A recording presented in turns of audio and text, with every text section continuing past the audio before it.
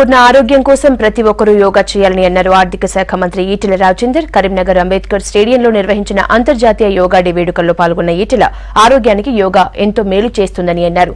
మనిషి ఆరోగ్యంగా జీవించేందుకు మంచి పరిసరాలు, ఆక్సిజన్ అవసరమని, ఇందుకోసం ప్రతి ఒక్కరూ మొక్కలు నాటాలని సూచించారు ఈటెల.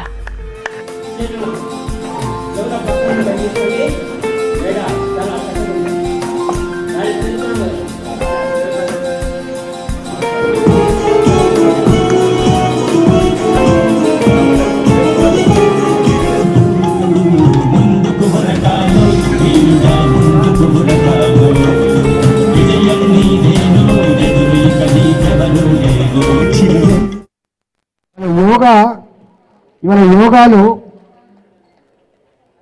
పంచభూతాలు అని అన్నాం మనం.